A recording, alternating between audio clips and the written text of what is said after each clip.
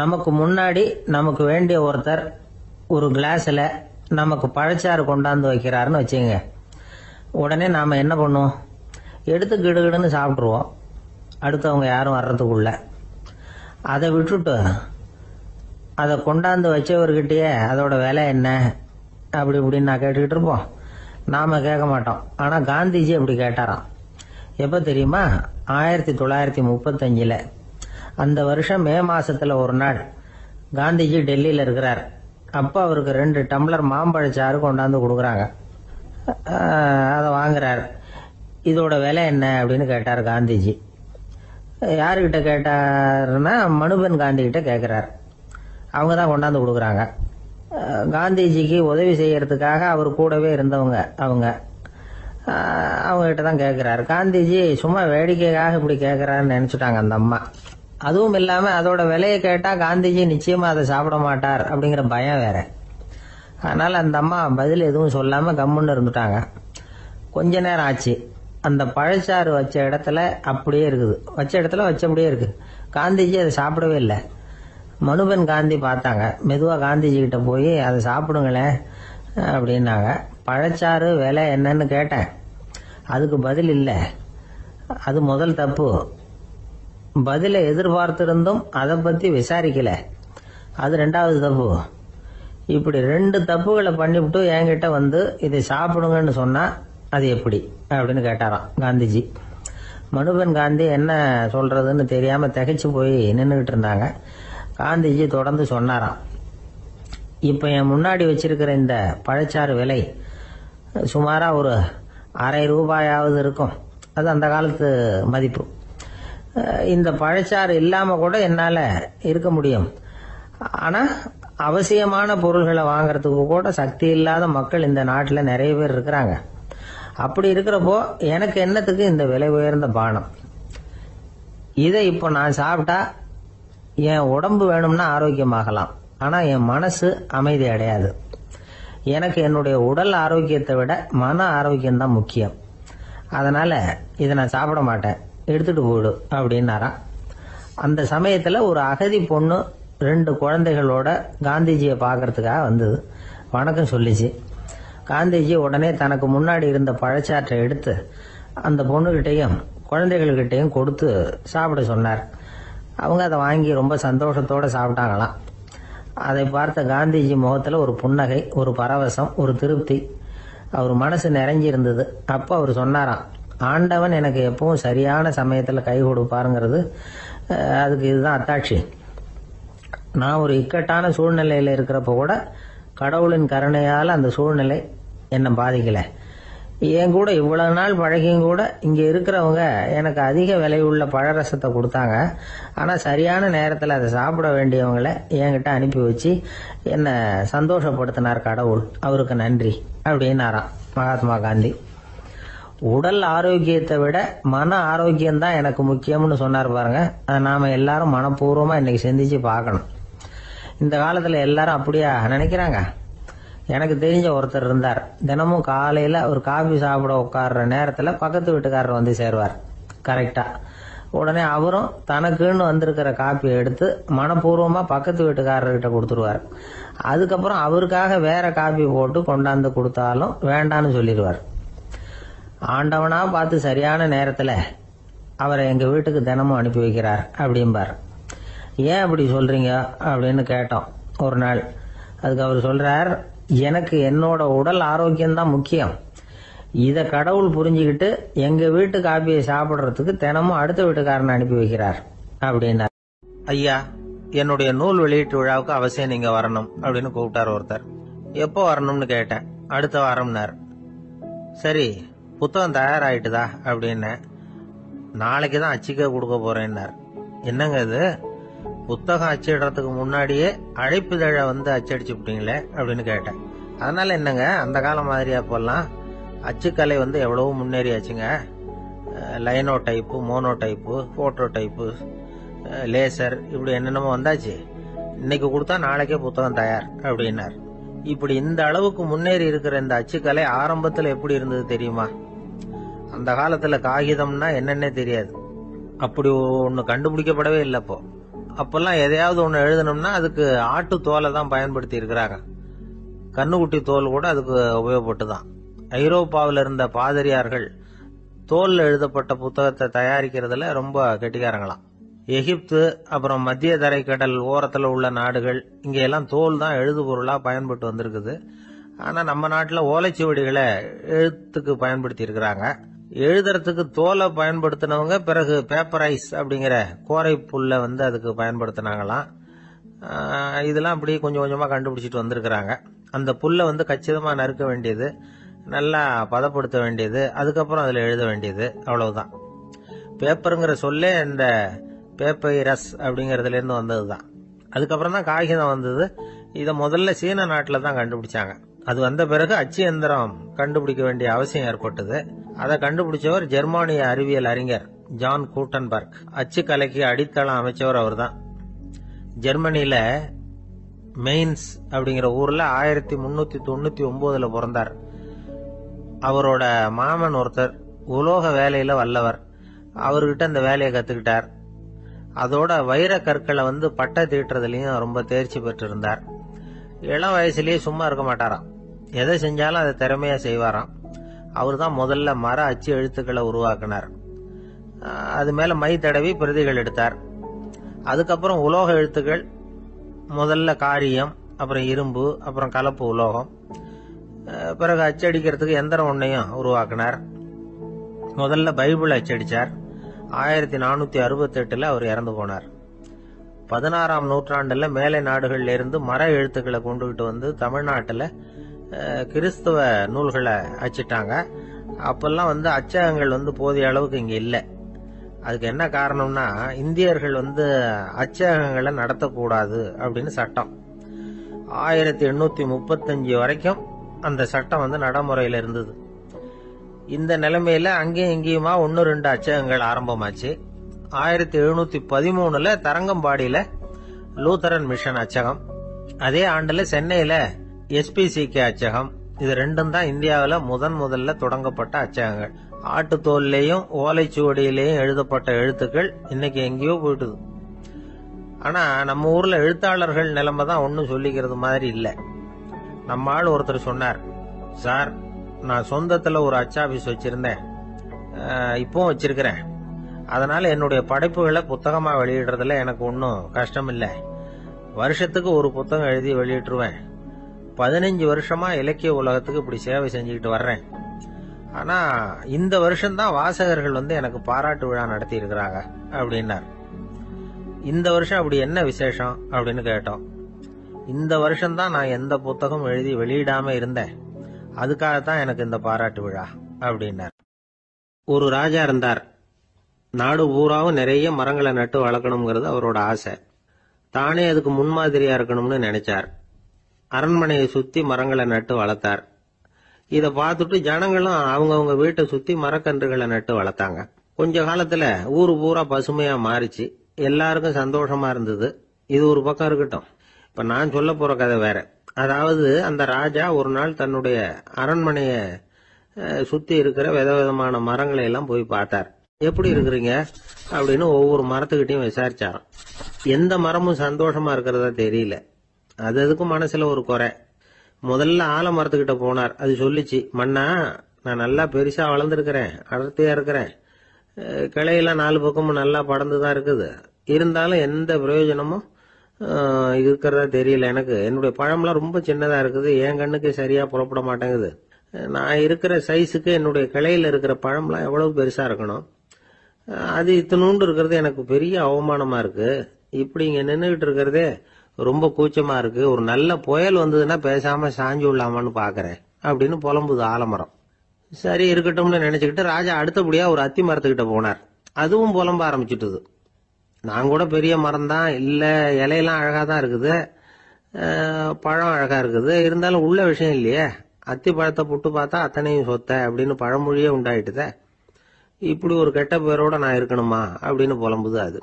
சரி இது இருக்கட்டும் அப்படின்னு சொல்லி அடுத்தபடியா வேப்ப மரத்துக்கிட்ட போனார். அது தன்னுடைய வேதனையை வெளியிட்டது. எனக்கு எவ்வளவோ மருத்துவ குணங்கள்லாம் இருக்கிறதா சொல்லிக்கிறாங்க, இருந்தாலும் என்ன பிரயோஜனம், என்னுடைய பழத்தை மனிதர்கள் யாரும் விரும்பி சாப்பிடுறது இல்லையே அப்படின்னது. ராஜா அடுத்தாப்புல இருந்து ஒரு பனை மரத்துக்கிட்ட போனார். நான் நல்லா உயரமா தான் வளர்ந்துருக்கிறேன், மற்ற மரங்கள்லாம் என்னை வந்து அண்ணாந்து தான் பார்க்கணும், இருந்தாலும் என்கிட்ட நிழலுக்காக யாரும் வந்து ஒதுங்கிறது இல்லையே அப்படின்னுது. என்ன இது எல்லா மரமும் இப்படி திருப்தி இல்லாம இருந்துகிட்டு இருக்குதே அப்படின்னு நினைச்சுக்கிட்டே ராஜா அடுத்தபடியா அங்க இருந்த ஒரு பைன் மரத்துக்கிட்ட போனார். அழகா உயரமா பசுமையா தான் இருந்தது, ஆனா பழமோ பூவோ கிடையாது. அதை நினைச்சு அது வருத்தப்பட்டுக்கிட்டு இருக்குது. ஓக் மரம் அது ஒன்று நின்றுட்டு இருந்தது. அது என்ன சொல்லிச்சுன்னா, இலையுதிர் காலத்துல என் மேல இருக்கிற எல்லா இலைகளும் உதிர்ந்து போடுது, முடி கொட்டின மனிதர்கள் மாதிரி மொட்டையா நான் நிக்க வேண்டி இருக்குது, என்ன வாழ்க்கை இது அப்படின்னு சொல்லி அழுத்துக்கிட்டது. சரி, புளிய மரம் என்ன சொல்லுது பாப்போம்னு அதுகிட்ட போனா, என்னுடைய நிழல்ல யாருமே தங்க மாட்டாங்க, உடம்புக்கு சூடுன்னு ஒதுங்கி போயிடுவாங்க, அடிமரத்தை பாத்தீங்கன்னா பட்டையெல்லாம் உறிஞ்சி பாக்குறதுக்கே கேவலமா இருப்பேன் அப்படின்னுது அது. முருங்கை மரம் என்ன சொல்லிச்சு தெரியுமா, என்னுடைய இலை காயெல்லாம் சாப்பிட்றவங்களுக்கு சத்து கொடுக்கறது வாசம் தான், ஆனா என் உடம்புல சத்தே கிடையாது, கொஞ்சம் வேகமா காத்து அடிச்சதுன்னா முறிஞ்சு விழுந்துடுறேன், என்ன வாழ்க்கை இது அப்படின்னு சொல்லி அது வருத்தப்பட்டது. ராஜா யோசனை பண்ணார், என்ன இது மரங்கள் வந்து பூமியின் வரங்கள்னு சொல்றோம், மழை பெய்யறதுக்கு அதுதான் காரணம், பூமி செழிப்பா இருக்கிறதுக்கும் அதுதான் காரணம், வீடு கட்டுறதுக்கு மரம், நாற்காலி செய்ய உபயோகப்படுத்துறதுக்கும் அதுதான் உபயோகப்படுது, மனுஷனுக்கு வேண்டிய ஆகாரங்களையும் கொடுக்குது, இப்படியெல்லாம் இருந்தும் எல்லா மரமும் நிம்மதி இல்லாம இருந்துகிட்டு இருக்குதே அப்படின்னு நினைச்சார். அப்போ அங்க இருந்த ஒரு மகிழ மரம் அவர் கண்ணுல பட்டது. அந்த மரம் மட்டும் கொஞ்சம் நிம்மதியா மகிழ்ச்சியா இருக்கிறது மாதிரி தெரிஞ்சுது. உடனே ராஜா அதுகிட்ட போனார். உனக்கு மனசுல எதுவும் குறை இல்லையான்னு கேட்டார். இல்ல, நான் சந்தோஷமா தான் இருக்கேன்னு அந்த மகிழ மரம். அப்படியான்னு ஆச்சரியமா கேட்டார் ராஜா.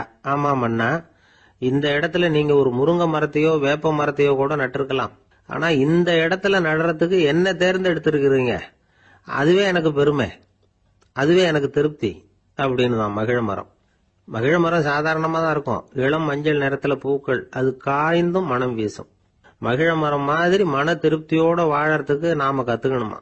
நாம இந்த உலகத்துல ஒரு நாயாவோ நரியாவோ கூட பிறந்திருக்கலாம், மனுஷனா பிறந்திருக்கிறோம், அதுவே பெருமை தானே. இந்த நிறைவு தான் மகிழ்ச்சியின் ரகசியம். ஒரு பையன் அப்பா கிட்ட போய், அப்பா நீங்க இந்த உலகத்துல ஒரு மனுஷனா பிறந்தது என்னோட அதிர்ஷ்டம் நானா. ஏண்டா அப்படி சொல்றேன்னு இருக்காரு அப்பா. நீங்க ஒரு கரடியா பிறந்திருந்தா இந்நேரம் நானும் ஒரு கரடி குட்டியா தானே இருந்திருப்பேன் அப்படின்னு நானா பையன். இந்த உலகத்துல நாம நல்லபடியா இருக்கணும்னா அதுக்கு முக்கியமா தேவைப்படுறது ரெண்டு, ஒன்னு செல்வம், இன்னொன்னு அறிவு. சரி, இது ரெண்டுல சிறந்தது எது அப்படின்னு ஒரு கேள்வி கேட்டா என்ன பதில் சொல்றது? இதே கேள்விய ஹஸ்ரத் அலி அவர்கள் கிட்ட கேட்டாங்களாம். அவர் ஒரு பெரிய அறிஞர். கேள்வி கேட்டவங்களும் சாதாரண ஆட்கள் இல்லை, இவங்களும் அறிஞர்கள். ஒரு நாள் ஹஸ்ரத் அலி அவர்கள்கிட்ட 10 அறிஞர்கள் வந்தாங்களாம். ஐயா, நாங்க 10 பேரும் உங்ககிட்ட ஒரே கேள்வியை தான் கேட்க வந்திருக்கிறோம், ஆனா எங்க 10 பேருக்கும் நீங்க தனித்தனியா பதில் சொல்ல முடியுமா அப்படின்னு கேட்டிருக்காங்க. அதாவது அவங்க ஒரே கேள்விக்கு இவர்கிட்ட இருந்து 10 விதமான பதில் எதிர்பார்க்கறாங்க. சரி கேளுங்க, என்ன கேள்வி அப்படின்னாரு அவர். அப்பதான் அவங்க கேட்டாங்களாம், செல்வம் அறிவு இது ரெண்டுல சிறந்தது எது, இதுதான் கேள்வி. ஹஸ்ரத் அலி என்ன பண்ணார் தெரியுமா, அவங்கள ஒவ்வொருத்தரா கூப்பிட்டார், ஒவ்வொரு விதமான பதில சொல்லி அனுப்புனார். முதல்ல ஒருத்தரை கூப்பிட்டார், சொன்னார், அறிவுங்கிறது தீர்க்கதரிசிகள், ஞானிகள், மகான்கள் இவங்களோட பரம்பரை சொத்து, ஆனா செல்வம்ங்கிறது கொடுங்கோலரின் ஆயுதம், அதனால அறிவு தான் சிறந்தது அப்படின்னார். 2வது ஆளை கூப்பிட்டார், உங்ககிட்ட செல்வம் இருந்தா நீங்க தான் அதை காப்பாற்றணும், ஆனா அறிவு வந்து உங்களை எப்பவும் காப்பாற்றும், ஆகவே அறிவு தான் சிறந்தது அப்படின்னார். 3வது ஆளை கூப்பிட்டார், செல்வந்தனுக்கு எப்போதும் விரோதிகள் அதிகம், ஆனா அறிஞனுக்கு நண்பர்கள் அதிகம், அதனால அறிவு தான் சிறந்ததுன்னார். அடுத்தவரை கூப்பிட்டார், செல்வம் அடுத்தவங்களுக்கு கொடுக்க கொடுக்க குறையும், ஆனா கல்விங்கிறது அதிகரிச்சுக்கிட்டே வரும், கொடுக்கறதுனால குறையாது, அதனால அறிவு தான் சிறந்ததுன்னார். இன்னொருத்தரை கூப்பிட்டார், அறிவு உள்ளவன் எப்பவும் வந்து அதை அடுத்தவங்களுக்கு வாரி வழங்கிக்கிட்டே இருப்பான், அதனால அவங்ககிட்ட தாராளத்தன்மை இருக்கும், ஆனா செல்வந்தன் கிட்ட கஞ்சத்தனம் தான் இருக்கும், அதனால அறிவு தான் சிறந்ததுன்னார். 6வது நபரை கூப்பிட்டார், செல்வத்தை வந்து கள்வர்கள் திருடிட்டு போக முடியும், ஆனா அறிவை வந்து அப்படி திருடிட்டு போக முடியாது அப்படின்னார். 7வது நபரை கூப்பிட்டார், செல்வம் வந்து கால ஓட்டத்துல அழிஞ்சிரும், ஆனா அறிவை வந்து கால ஓட்டம் ஒன்றும் பண்ண முடியாது, ஆகவே அறிவே சிறந்ததுன்னார். 8வது ஆளை கூப்பிட்டு சொன்னார், செல்வத்துக்கு எப்பவும் எல்லை உண்டு, நிறை உண்டு, அளவு உண்டு, கணக்கு உண்டு, ஆனா அறிவுக்கு அப்படிப்பட்ட எல்லை எதுவும் கிடையாது, அதனால அதுதான் சிறந்ததுன்னார். அடுத்தவனை கூப்பிட்டார், செல்வம் உள்ளத்துல உள்ள ஒளியை போக்கிவிடும், இருட்டை உண்டாக்கிவிடும், விரிந்த மனப்பான்மையை குறுகலாக்கிவிடும். ஆனா அறிவு அப்படி இல்லை, இருண்ட உள்ளத்துல ஒளியை பாய்ச்சி அதை விசாலப்படுத்துது, அதுதான் சிறந்ததுன்னார். கடைசியா 10வது நபரை கூப்பிட்டார். செல்வம் மனசுல செருக்கை உண்டாக்குது, ஆணவத்தை ஏற்படுத்துது, அதனால நானே கடவுள்னு நினைக்கிற அளவுக்கு மனுஷனை தாழ்த்தி விடுது. ஆனா அறிவு பணிவையும் பண்பாட்டையும் வளர்க்குது, அதனால அறிவு தான் சிறந்ததுன்னார்.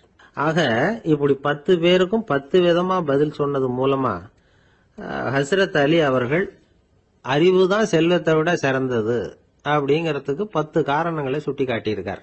அந்த அறிஞர் 10 பேர் கேட்ட ஒரே கேள்விக்கு 10 பதில் சொன்னார். நமக்கு வேண்டிய ஒருத்தர் 10 பேர் கேட்ட கேள்விக்கு ஒரே பதில் சொல்லி சமாளிச்சார். கேள்வி என்ன தெரியுமா? என்கிட்ட வாங்கின கடனை எப்பயா திருப்பி கொடுக்க போற? இதுதான் அந்த 10 பேரும் கேட்ட ஒரே கேள்வி. இந்த மாசம் 26ஆம் தேதி தந்துடுறேன் அப்படிங்கிற ஒரே பதில் சொல்லி அவ்வளவு பேரையும் இவர் அனுப்பி வச்சுட்டாராம். எல்லாரும் போனதுக்கு அப்புறம் இவரை தனியா கூப்பிட்டு கேட்டிருக்கிறாங்க, அது என்ன சார் கணக்கு, 26ஆம் தேதி அன்னைக்கு என்ன அதிசயம் நடக்க போகுது அப்படின்னு கேட்டிருக்காங்க. அதிசயம் அன்னைக்கு இல்ல, அதுக்கு முத நாளே நடக்க போகுதுன்னாராம். விவரமா சொல்லுங்கன்னு இருக்காங்க. வேற ஒண்ணும் இல்லைங்க, 26ஆம் தேதி தானே எல்லாரையும் வர சொல்லி இருக்கிறேன், அதுக்கு முத நாளே நான் புறப்பட்டு தலைமறைவாயிட போறேன் அப்படின்னாராம் ரொம்ப பெருமையா. ஒரு பெரிய காடு, அந்த காட்டுக்கு மத்தியில ஒரு ஆசிரமம். அங்க ஒரு முனிவர் இருந்தார். பல இடங்கள்ல இருந்து வர்ற குழந்தைகளுக்கு அவர் பாடம் சொல்லி கொடுத்துட்டு இருக்கிறார். ஏழை பணக்காரர் அப்படிங்கிற வித்தியாசம்லாம் கிடையாதுங்க. எல்லாரும் அவர்கிட்ட தங்கள் பிள்ளைகளை அனுப்பி வச்சாங்க. மன்னர்களுடைய பிள்ளைங்க கூட அங்க அவர்கிட்ட தான் படிக்கிறதுக்கு வருவாங்க. ஆனா அந்த முனிவரை பொறுத்த வரைக்கும் எல்லா பிள்ளைங்களும் ஒண்ணுதான். இது யார் வீட்டு பிள்ளைன்னு எல்லாம் பார்க்க மாட்டார், எல்லாரும் சமம். மாணவர்கள்லாம் அங்கேயே மாச கணக்குல வருஷ கணக்குல தங்கி இருந்து பாடம் கத்துக்கிட்டு போறது வழக்கம். அவரா பார்த்து போன்னு சொல்ற வரைக்கும் அங்கேயே இருக்கணும், படிக்கணும். குருகுல வாசம். ஒரு சமயம் ஒரு ராஜகுமாரனும் அவர்கிட்ட படிச்சுக்கிட்டு இருந்தான். அவனுக்கு ஒரு 15 வயசு இருக்கும். சில வருஷம் கழிச்சு இந்த முனிவர் தன்கிட்ட இருக்கிற மாணவர்களுக்கெல்லாம் பரீட்சை வச்சார். அவங்களுடைய அறிவு முதிர்ச்சியை கணிக்கிறதுக்காக பல சோதனைகள்லாம் வச்சார். ஒவ்வொருத்தரா பார்த்து இனிமே நீங்க உங்க வீட்டுக்கு போகலாம் அப்படின்னு சொல்லி அனுப்பி வச்சுக்கிட்டு இருக்கிறார். எல்லாரும் போயிட்டாங்க. கடைசியா மிஞ்சி இருந்தது ஒரே ஒரு மாணவன். அவனை மட்டும் வீட்டுக்கு அனுப்பல. யார் அந்த பையன் தெரியுமா? அவன்தான் அந்த ராஜகுமாரன். ராஜகுமாரனுடைய தந்தைக்கு, அதுதான் அந்த ராஜாவுக்கு, அங்க வயசு ஏறிக்கிட்டே போகுது. என்ன இது படிக்க போன பையன் இன்னும் திரும்பி வரலையே அப்படின்னு நினைச்சார். வந்துட்டா சீக்கிரமா அவனுக்கு பட்டம் கட்டிவிட்டு நாம விலகிக்கலாமே அப்படின்னு நினைச்சாரு. கல்யாணம் வேற பண்ணி பார்க்கணும் பையனுக்கு. ஆனா பையன் வர்ற வழியை காணும். ராஜா பார்த்தார். சரி நேர்லயே போய் என்னன்னு தெரிஞ்சிட்டு வந்துருவோம் அப்படின்னு காட்டுக்கு புறப்பட்டார். அங்க போய் முனிவரை பார்த்தார். முனிவர் இவரை அன்பா வரவேற்று உட்கார வச்சார். அதுக்கப்புறம் ராஜா மெதுவா, எல்லாரையும் வீட்டுக்கு அனுப்பி வச்சுட்டீங்களாமே, ஏன் புள்ளைய மட்டும் அப்படின்னு சொல்லி மெதுவா இழுத்தார். முனிவர் இதுக்கு உடனே பதில் சொல்லல. ராஜாவை கூப்பிட்டுட்டு போய் விருந்தினர் குடிசையில தங்க வச்சார். அதுக்கப்புறம் சொன்னார், உங்க மகன் எல்லா பாடங்கள்லயும் முதல் இடம் வாங்கியிருக்கான். இப்படி முதலாவதா வர்ற மாணவனுக்கு நாங்க இன்னொரு தேர்வு வைக்கிறது வழக்கம். அதுலயும் அவன் முதலாவதா வந்துட்டான்னா அவன் ஒரு பெரிய வித்வான் அப்படிங்கிற கௌரவத்தை அடைஞ்சிருவான் அப்படின்னார். அதாவது முனிவர் அப்படி சொல்றார். அப்படி சொல்லிவிட்டு போயிட்டார் அவரு. ராஜா அங்கேயே தங்கிட்டார். ராத்திரி படுத்து தூங்கினார். காலையில எழுந்திருச்சு அந்த குடிசைக்கு வெளியில வந்தார் பல்லு விளக்கறதுக்காக. அந்த சமயத்துல தூரத்துல ஒருத்தன் ஒரு கையில கோடாலிய வச்சுக்கிட்டு தலையில ஒரு பெரிய விறகு கட்டை சுமந்துக்கிட்டு வந்துகிட்டு இருக்கிறது மாதிரி தெரிஞ்சது. யாராவது விறகு வெட்டியா இருக்கும் அப்படின்னு நினைச்சார் ராஜா. கிட்ட வந்ததும் உத்து பாக்குறாரு. பார்த்தா அது தன்னோட புள்ள. திகைச்சு போயிட்டார். என்ன இது, ஒரு ராஜகுமாரனை கூட இது மாதிரி வேலையெல்லாம் செய்ய சொல்றாங்களே அப்படின்னு நினைச்சார். ராஜகுமாரன் விறகு கட்டை கொண்டுகிட்டு போய் கொல்லை பக்கம் வச்சான். அந்த சமயம் முனிவர் அங்க வந்தார். என்ன மகனே, விறகு வெட்டிட்டு வந்துட்டியா? சரி, இப்போ ஒரு துடைப்பத்தை எடுத்துக்கோ, விருந்தினர் குடிசையின் வாசல் பக்கத்தை கூட்டி பெருக்கி சுத்தம் பண்ணு போ அப்படின்னார். அப்படியே செய்யறேன் குருவே அப்படின்னு சொல்லிவிட்டு போனான். சுத்தம் பண்ண ஆரம்பிச்சுட்டான். ராஜா பார்த்தார் இத. உடனே ஓடியாந்தார். மகனே, என்ன காரியம் பண்ற? துடப்பத்தை கீழே போடுனார். இப்ப அந்த ராஜகுமாரன் சொல்றான், தந்தையே, இது என்னுடைய குருதேவரோட உத்தரவு. இங்க நான் ஒரு மாணவன்.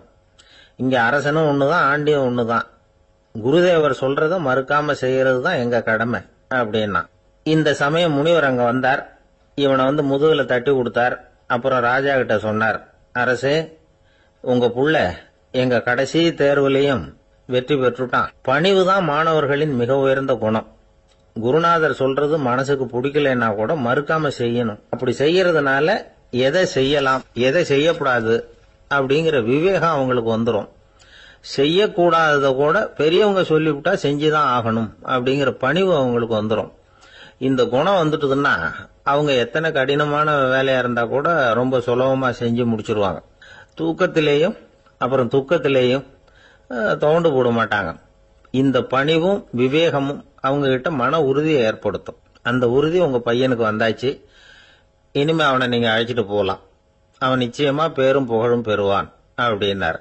ராஜா அவரை பார்த்து, குருதேவா, புரிஞ்சுக்கிட்டேன், என்னை மன்னிக்கணும் அப்படின்னாரு. அதுக்கப்புறம் மகனை அழைச்சிக்கிட்டு நாட்டுக்கு திரும்பி வந்துட்டார். இந்த கதைய இன்று ஒரு தகவல்ல சொல்லுங்க சார், உங்க நிகழ்ச்சியில சொல்லுங்க சார் அப்படின்னு சொல்லி மாணவர்கள் கேட்டா, பணிவா இருக்கிறது எப்படி அப்படிங்கறத புரிஞ்சுக்குவாங்க அப்படின்னு சொன்னார் ஒருத்தர். சரி சொல்லுவோம், அதுக்கு முன்னாடி நேர்லயே ஒரு பையன்கிட்ட சொல்லி பார்க்கலாமே அப்படின்னு தோணுச்சு. உடனே ஒரு பையனை கூப்பிட்டோம். ஏன்பா, உங்க வாத்தியார் உனக்கு இது மாதிரி ஒரு பரீட்சை வச்சா என்ன பண்ணுவேன் அப்படின்னு கேட்டோம். நானும் அப்படிதான் சார் நடந்துக்குவேன், விறகு வெட்டுவேன், தொடப்பத்தினால கூட்டி சுத்தம் பண்ணுவேன், உடனே செஞ்சு முடிச்சிருவேன் சார் அப்படின்னா. பலே பரவாயில்லையே அப்படின்னோம். ஆமா சார், அப்படி செஞ்சாதானே வீட்டுக்கு அனுப்புவார், இல்லைன்னா இன்னொரு வருஷம் இங்கேயே இருந்து படின்னு சொல்லி விடுவாரு, அதனால அப்படி செய்வேன் அப்படிங்கிறான் அந்த பையன். காலை நேரம், கடற்கரை ஓரம், காலை வீசிக்கிட்டு கையை வீசிக்கிட்டு ஏதோ சண்டைக்கு போற சிப்பாய் மாதிரி எல்லாரும் நடந்து போயிட்டு இருக்கிறாங்க. நடைப்பயிற்சி. அதுல நமக்கு தெரிஞ்ச ஒருத்தர் எதிரில் வந்தார் ரொம்ப வேகமா. என்ன சார் வாக்கிங்க அப்படின்னு கேட்டோம். அவரால் ஆமாம்னு பதில் சொல்ல முடியல, அவ்வளவு கஷ்டம். மூச்சு விடுறதுக்கே வாயை திறந்து திறந்து மூடிட்டு இருக்கிறார். எங்க பேசுறது? கொஞ்சம் நின்று நிதானிச்சு மூச்சு விட்டுட்டு அதுக்கப்புறம் சொன்னார் ஆமா அப்படின்னு. என்ன சார் இவ்வளவு வேகம்னு? உங்க பேச்சை கேட்டுட்டு தான் சார் நடக்க ஆரம்பிச்சோம். நீங்க தான் அடிக்கடி சொல்லிட்டு இருந்தீங்க நடக்கிறது நல்லதுன்னு. அன்னையிலேருந்து ஆரம்பிச்சுட்டேன், ஆனால் ரொம்ப கஷ்டமா இருக்குது சார். இப்ப பாருங்க, உங்ககிட்ட சுலபமா பேசக்கூட முடியல, மூச்சு வாங்குது, உடம்பு கூட வலிக்கிறது மாதிரி இருக்கு அப்படின்னு அவர் பாட்டுக்கு பேச ஆரம்பிச்சுட்டார். உங்களை யாரு சார் இவ்வளவு வேகமா நடக்க சொன்னது? வேகத்தை குறைங்க, மெதுவா நடங்க அப்படின்னோம். நீங்க நடக்கிறதுனால என்னென்ன சௌகரியம்னு அன்னைக்கு சொன்னீங்களே தவிர சௌகரியமா நடக்கிறது எப்படின்னு சொல்லலையே அப்படின்னாரு அவர். இன்னமும் லேசா மூச்சு வாங்கிக்கிட்டே சொன்னா கூட இவர் சொல்றதுலயும் ஒரு நியாயம் இருக்கு. அதனால இந்த நடைப்பயிற்சி பண்றவங்க கவனிக்க வேண்டிய சில முக்கியமான குறிப்புகள் இருக்கு. அது என்னென்னங்கிறத அவங்க தெரிஞ்சுக்கணும். அது தெரிஞ்சு வச்சுக்கிறது நல்லது. இதெல்லாம் மருத்துவ நிபுணர்கள் சொல்ற குறிப்புகள். அவங்க என்ன சொல்றாங்க தெரியுமா? உங்க வயசு 40க்கு மேலையா?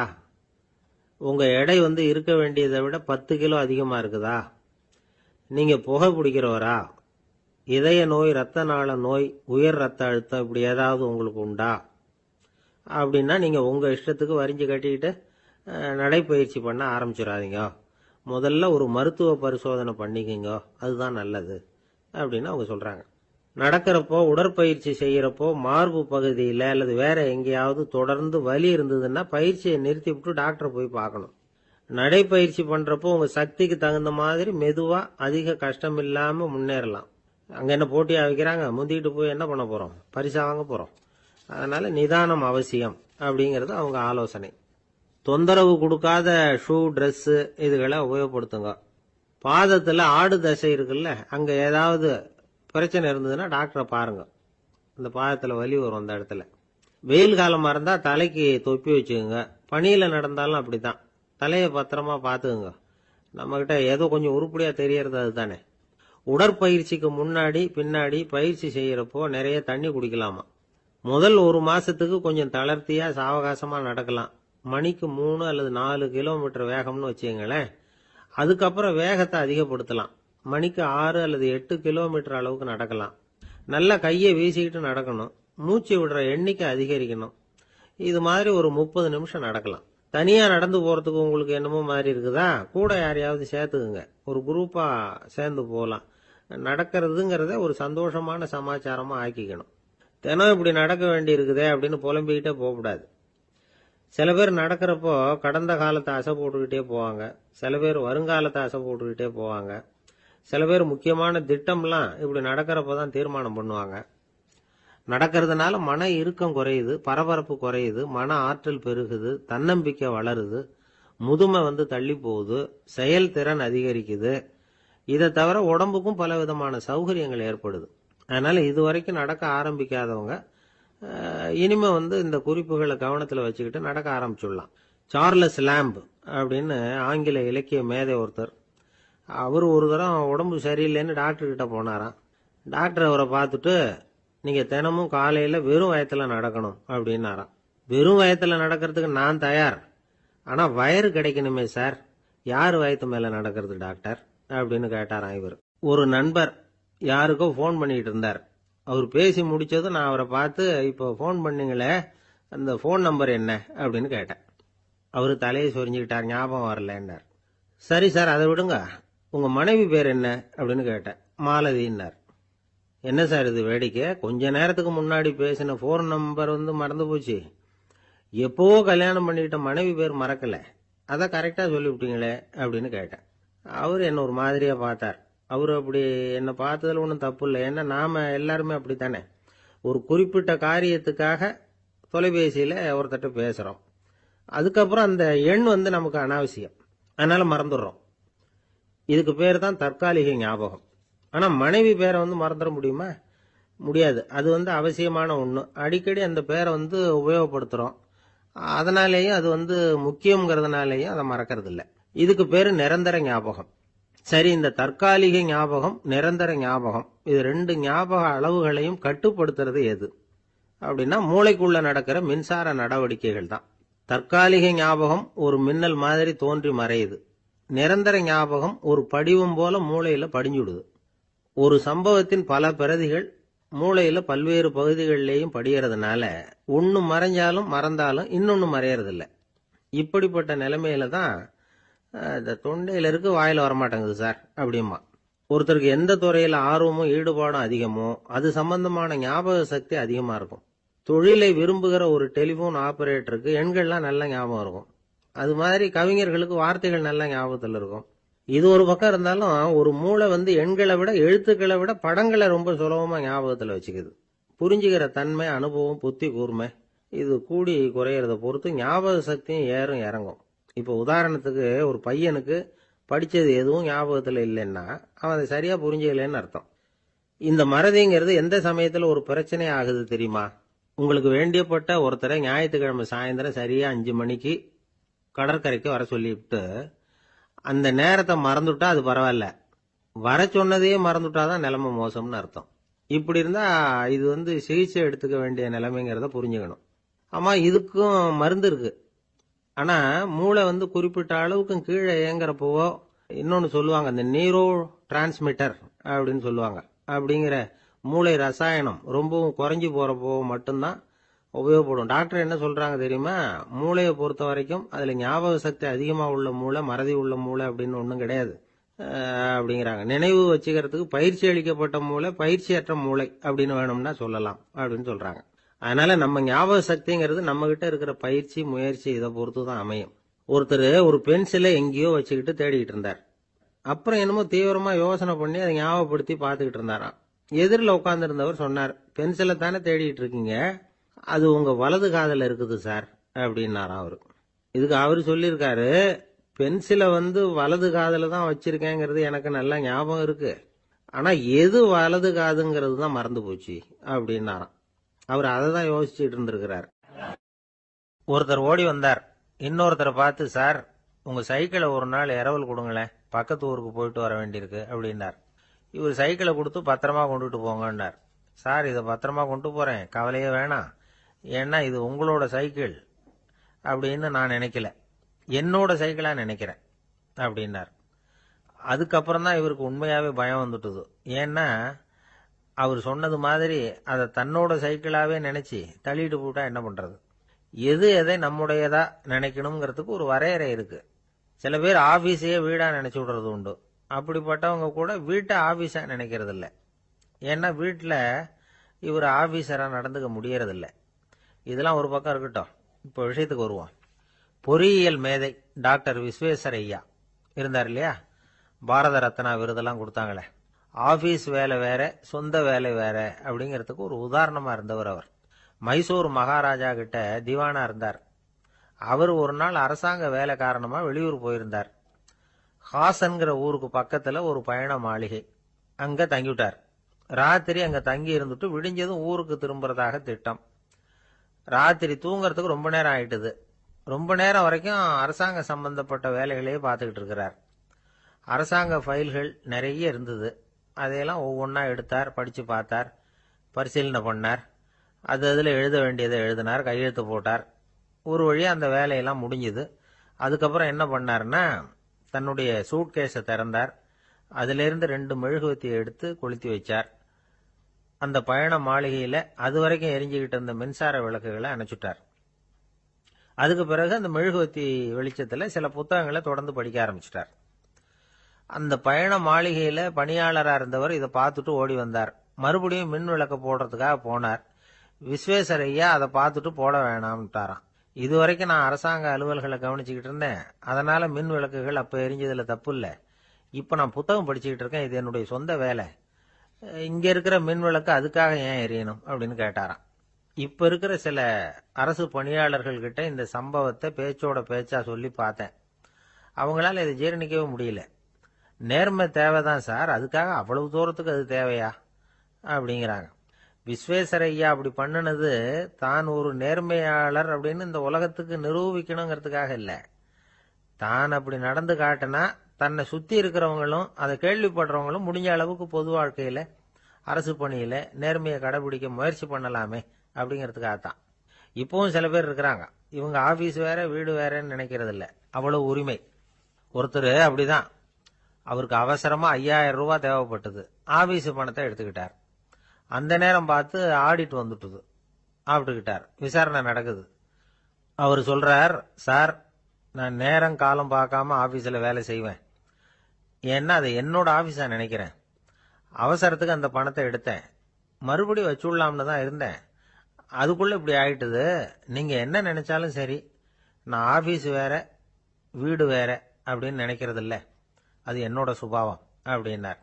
விசாரணை பண்ணவர் தீர்ப்பு வழங்கினார். உங்க சுபாவத்துக்கு மதிப்பு கொடுத்து நானும் தீர்ப்பு வழங்குறேன். நீங்க கொஞ்ச நாள் ஜெயிலில் இருந்துட்டு வாங்க, அது உங்களுக்கு கஷ்டமா இருக்காதுன்னு நினைக்கிறேன். ஏன்னா அங்க போனாலும் நீங்க உங்க சுபாவப்படி வீடு வேற ஜெயில் வேறன்னு நினைக்க மாட்டீங்க அப்படின்னாராம். தானத்துல சிறந்தது எது அப்படின்னு ஒரு கேள்வியை கேட்டு, தானத்துல சிறந்தது நிதானம் அப்படின்னு அதுக்கு ஒரு பதிலும் சொல்றவங்க உண்டு. நிதானம் ரொம்ப அவசியம். அதுவும் இன்றைய உலகத்துக்கு ரொம்ப அவசியம். இன்னைக்கு உலகம் ரொம்ப பரபரப்பா போயிட்டு இருக்குது. பொறுமையா இருக்கணும்னு நினைக்கிறவங்களால கூட அப்படி இருக்க முடியறதில்ல. பொறுமையை சோதிக்கிறது மாதிரி பல சம்பவங்கள், அதையெல்லாம் சந்திச்சே தீர வேண்டியிருக்குது. எங்க போனாலும் கியூல நிக்க வேண்டியிருக்குது. எங்க போனாலும் காத்துக்கிட்டு இருக்க வேண்டியிருக்கு. ஆபீஸ்லயோ வீட்லயோ கூட நீங்க நிதானமா பொறுமையா நடந்துக்க தெரியலன்னா உங்களுக்கு சிடுமூஞ்சி, முசுடு இப்படிலாம் பேர் வச்சிருவாங்க. அது உங்களுக்கு தேவையா? சரி, வாழ்க்கையில் பொறுமைசாலின்னு பேர் வாங்கறதுக்கு என்ன வழி? முதல் பாயிண்ட், நீங்க நினைக்கிறது, எதிர்பார்க்கறது, செய்யறது எல்லாமே 100% கரெக்டா நடக்கணும்னு ஆசைப்படக்கூடாது. எதுவா இருந்தாலும் அதுல ஓரளவுக்கு தவறு நடக்கலாம் அப்படிங்கறத எதிர்பார்த்தே இருக்கணும். ஓரளவுக்கு அதை அனுமதிக்கணும். ஒரு நண்பரை 6 மணிக்கு ஒரு இடத்துக்கு வர சொல்லி இருக்கிறீங்க. 6 மணிக்கு அவர் வரல, உடனே பொறுமை இழந்து நடந்துக்க கூடாது. ஒரு 10 நிமிஷம் டிலே ஆகலாம். ஒரு வர்ற வழியில பஸ்ஸு கூட ஏதாவது டிராபிக்ல மாட்டிருக்கலாம். அதெல்லாம் எதிர்பார்த்தே கொஞ்சம் காத்திருக்கிறதுல ஒன்றும் தப்பு இல்லை. சில சமயம் டிலே ஆகிறது கூட நல்லதா முடியும். ஒரு பஸ்ஸை தவற விட்டுட்டு, ஐயோ கொஞ்சம் ஒரு 2 நிமிஷம் முன்னாடி வந்திருந்தா பிடிச்சிருக்கலாமே அப்படின்னு தவிச்சுக்கிட்டு இருப்பாங்க சில பேர். அடுத்தபடியா வர்ற பஸ் நேரடியா நீங்க போக வேண்டிய இடத்துக்கே கொண்டு போய் விடுற பஸ்ஸா கூட இருக்கலாம். அது உங்களுக்கு முன்னாடி தெரியாதுல்ல. சில நெருக்கடியான சூழ்நிலைகளை தமாஷா எடுத்துக்கிறதுக்கு பழகிக்கணும். சில இடங்களுக்கு போறப்ப காத்திருக்கிறதுக்கு நம்ம மனசை தயார்படுத்திக்கிட்டே போகணும். ஒரு ரயிலுக்கோ பஸ்ஸுக்கோ அல்லது விமானத்துக்கோ கப்பல் பிரயாணத்துக்கோ போறப்போ அங்க போய் நீங்க மணிக்கணக்கில் கூட காத்துக்கிட்டு தான் இருக்கணும். புறப்படுற நேரம் கூட மாறலாம். நீங்க போய் சேர்ந்ததும் அது உடனே புறப்படணும்னு கட்டாயமா என்ன? அது மாதிரி சமயத்தில் படிக்கிறதுக்குன்னு சில சுவாரஸ்யமான புத்தகங்களையும் கையில் எடுத்துக்கலாம். உங்களை சுற்றி எவ்வளவோ சுவாரஸ்யமான சம்பவங்கள் நடந்துகிட்டு இருக்குதுல்ல, அதையெல்லாம் வேடிக்கை பாருங்க. எதுக்காக காத்துக்கிட்டு இருக்கிறோமோ அந்த காரியத்தில் உண்மையாகவே நமக்கு ஒரு அக்கறை இருந்தால் நமக்கு போர் அடிக்காது. சில கோயில்களில் பார்த்துருப்பீங்க, தரிசனத்துக்காக பக்தர்கள் நாள் கணக்கில் காத்துக்கிட்டு இருப்பாங்க. அவங்களாம் அழுத்துக்கிறது இல்லை. ஆண்டவனை தரிசிக்கணுங்கிற உண்மையான அக்கறை இருக்கிறதுனால அவங்களுக்கு போர் அடிக்கிறது இல்லை. ஆனால் சில சினிமா தியேட்டரில் கூட பார்க்கலாமே, சினிமா கியூ கூட அப்படிதான். சாயந்தரம் 6 மணி ஆட்டத்துக்கு காலம்பரம் 6 மணிக்கே போய் கூட காத்துக்கிட்டு இருப்பாங்க. அவங்களுக்கெல்லாம் போர் அடிக்காது, படம் பார்க்குற ஆர்வம். இன்னொரு முக்கியமான விஷயத்த நாம் பழக்கப்படுத்திக்கணும். லிவ் ஃபார் தி மூமெண்ட் அப்படிங்கிறாங்க நிபுணர்கள். ரொம்ப பேர் எப்படின்னா அடுத்தபடியாக நடக்க போகிற விஷயத்திலேயே கவனமாக இருப்பாங்க. அந்த நினைப்புலேயே இந்த நிமிஷத்தை பொறுமை இல்லாமல் கழிப்பாங்க. ஒருத்தர் இருக்கார், அவர் எப்படின்னா ஆஃபீஸ் முடியறதுக்குள்ளேயே சார் 5 மணிக்கெல்லாம் ரெடியாக இருங்க, நாம் அந்த ஹோட்டலில் போய் டிஃபன் சாப்பிட்ணும் அப்படின்னு 4 மணிலேருந்து சொல்லிகிட்டு இருப்பார். 4:55 பரபரப்பாக ஓடி வருவார். 2 பேரும் புறப்படுவோம், ஹோட்டலுக்கு போவோம், சாப்பிட்டுக்கிட்டு இருப்போம். அப்படி சாப்பிட்டுட்டு இருக்கிறப்ப சார் சாப்பிட்டு முடிச்சது நேராக ஒரு ஜவுளி கடைக்கு போகிறோம் அப்படிம்பார். பரபரக்க சாப்பிட்டு முடிப்பார், புறப்படுவார். ஜவுளி கடையில் அவசரமாக சீக்கிரம் பில் போடுங்க சார், சினிமாவுக்கு நேரம் ஆகிடும்பார்.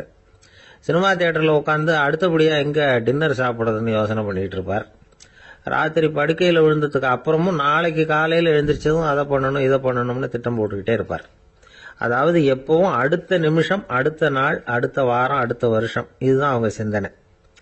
இந்த நிமிஷம் என்ஜாய்மெண்ட்டை அவங்க இழந்துடுறாங்களாம்.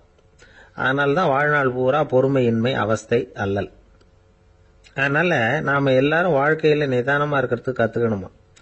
அதுக்காக இந்த நிதானத்துக்கு வேற விதமான அர்த்தம் பண்ணிக்கப்படாது.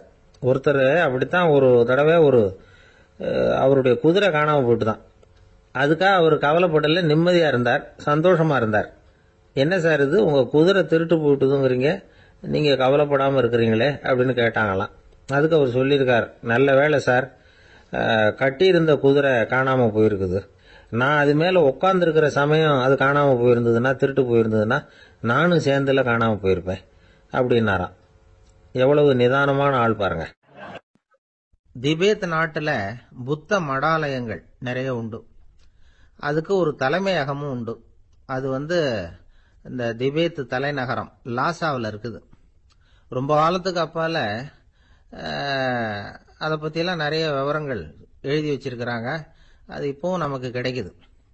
அதாவது ரொம்ப தூரத்துக்கு அந்தாண்ட மலைகளுக்கு நடுவில் ஒரு கிளை மடாலயம். அந்த மடத்தின் தலைவருக்கு வயசாயிட்டு தான். அதனால தலைமை பொறுப்பை வேற ஒருத்தர்கிட்ட ஒப்படைக்கலாம் அப்படின்னு முடிவு பண்ணாராம். உடனே ஒரு லாமாவை கூப்பிட்டார்.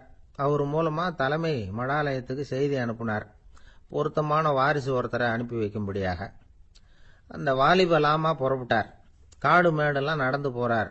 ரொம்ப நாள் கழிச்சு தலைமை பீடத்தை அடைஞ்சார். தலைமை குரு கிட்ட விவரத்தை சொன்னார். தகுதியான ஒருத்தரை அனுப்பி வச்சா அழைச்சிட்டு போறேன் அப்படின்னார். சரி, நாளைக்கு காலையில் நீங்க அவங்க எல்லாரையும் அழைச்சிட்டு போகலாம்னார் அவரு. அவங்க எல்லாரையுமா? அங்க தேவைப்படுறது ஒருத்தர் தானே அப்படின்னார் இவர். ஆமான்னார். அப்புறம் ஏன் எல்லாரையும் அழைச்சிட்டு போக சொல்றீங்கன்னார். அது இப்போ உனக்கு புரியாது. நான் ஒரு 100 பிக்குகளை அனுப்புறேன், அதாவது பிட்சுகளை. அவ்வளவு பேரையும் அங்க வச்சு சமாளிக்க முடியாது அப்படின்னாரு இவரு. இருந்தாலும் இப்ப அந்த தலைமை குரு என்ன சொன்னார்னா, அதை பத்தி கவலைப்படாத, நான் 100 பேரை அனுப்புறேன். அதுல 99 பேர் வழியிலேயே காணாம போடுவாங்க, ஒருத்தன் மட்டும்தான் வருவான். அவனும் அங்க சேர்ந்துட்டானா நீ ரொம்ப கொடுத்து வச்சவன் அப்படின்னார். இவருக்கு ஒன்றும் புரியல. இருந்தாலும் மறுநாள் அந்த வாலிப லாமா 100 பேரை அழைச்சிட்டு புறப்பட்டார். போற வழியிலேயே பல பேர் அங்கங்க பிச்சுட்டு போயிட்டாங்க. அவர் சொன்னது மாதிரியே வழியில அவங்க ஊர்கள் இருந்தது தான் காரணம். அப்பா அம்மாவை பார்த்துட்டு வரேன் அப்படின்னு கொஞ்சம் பேர் போனாங்க. சொந்த பந்தத்தை பார்த்துட்டு வரேன் அப்படின்னு கொஞ்சம் பேர். ஒரு வாரம் ஆச்சு. இப்ப மிஞ்சினது 10 பேர் தான். வழியில ஒரு நகரம். அங்க சில பிட்சுக்கள் சந்திச்சாங்க. எங்க மடத்து தலைவர் இறந்துட்டார், உங்களில் யாராவது ஒருத்தர் எங்களுக்கு தலைவராக முடியுமா அப்படின்னு கேட்டாங்க. 10 பேரும் தயார். அதுல ஒருத்தரை அழைச்சிட்டு அவங்க போயிட்டாங்க. இன்னொரு ஊர்ல சில பேர் வந்தாங்க, வழிமறிச்சாங்க. நில்லுங்க, எங்க மன்னர் மகளுக்கு திருமணம், அதை நடத்தி வைக்க 3 லாமாக்கள் தேவை அப்படின்னாங்க. இப்படி கொஞ்சம் கொஞ்சமா எல்லாரும் காலி. கடைசியில 2 பேரும் மிஞ்சினாங்க. அங்க ஒரு இளம்பெண் எதிரில் வந்தா. எங்க அப்பா வேட்டைக்கு போயிருக்கிறாரு, இன்னும் திரும்பி வரல. வீட்டுல வேற யாரும் இல்ல, தனியா இருக்க பயமா இருக்கு, யாராவது ஒருத்தர் எனக்கு துணையா இருக்கணும் அப்படின்னு கேட்டுக்கிட்டா. எங்க 2 பேர்ல நீயே ஒருத்தரை தேர்ந்தெடுத்துக்கோ, இல்லைன்னா எங்களுக்குள்ள சண்டை வந்துடும் அப்படின்னாங்க. இப்ப மிஞ்சினவர் ஒருத்தர். அவருக்கும் ஒரு சோதனை வந்தது. ஒரு தர்க்கவாதி எதிரில் வந்தான். உன்னோட வாதம் பண்ணணும்னா. இவனோட வாதம் பண்றேன், அது முடிய ரொம்ப காலம் ஆகலாம், தர்க்கத்துல நான் ஜெயிச்சா அங்க வரேன், இல்லைன்னா இவருடைய சீடன் ஆயிடுவேன் அப்படின்னாரு அவரு. கடைசியா அழைக்க வந்த வாலிபலாமா மட்டும் வெறுங்கையோட திரும்பி போனார். அங்க இருந்த வயசான மடாதிபதி கேட்டார், எத்தனை பேர் அங்கிருந்து புறப்பட்டீங்கன்னார். என்னையும் சேர்த்து 101ன்னார் அவரு. நல்லது, நீயாவது திரும்பி வந்திய, அதுதான் எனக்கு போதும். ஏன்னா நீ தான் எனக்கு உண்மையான வாரிசு. அந்த 100 பேர்ல யாரும் வரமாட்டாங்க அப்படின்னார் அவர். ஏன்னா அவருக்கு தெரியும் இவர் ஒருத்தர் தான் திரும்பி வருவாருங்கிறது. திபேத்தில் ஒரு பழங்கால பழமொழி உண்டாம், 100 பேர் செல்லலாம், எப்பொழுதாவது ஒருவன் அபூர்வமாக அடைய வேண்டிய இடத்தை அடைவான். இதுதான் அந்த பழமொழி. ஒரு உன்னதமான இலக்கை அடையணும்னா அது அவ்வளவு சுலபமான காரியம் இல்லை. இந்த காலத்து மடாலயம் ஒண்ணு, அதுல ஒரு தலைவர், அவருக்கு வயசாயிட்டுது, தனக்கு ஒரு வாரிசை நியமிக்கணும் அப்படின்னு ஆசைப்பட்டார். ரொம்ப கஷ்டப்பட்டு ஒருத்தரை பிடிச்சார், தனக்கு வாரிசா நியமிச்சுட்டு அவர் சமாதி ஆயிட்டார்.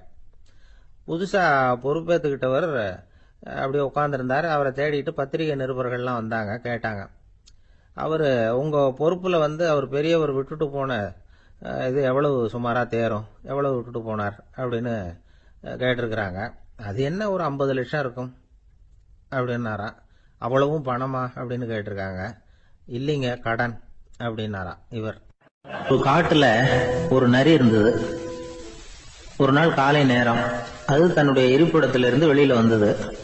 கொஞ்ச தூரம் நடந்து வந்தது. அப்பதான் அது தன்னோட நிழலை கவனிச்சு பார்த்தது. பார்த்தா அது ரொம்ப நீளமா பெருசா இருக்குது. காலை நேரத்துல நிழல் அப்படித்தானே இருக்கும். ஆனா அந்த நரிக்கு அந்த விஷயம் தெரியல. தன்னுடைய நீண்ட பெரிய நிழலை பார்த்து ஆச்சரியப்பட்டது.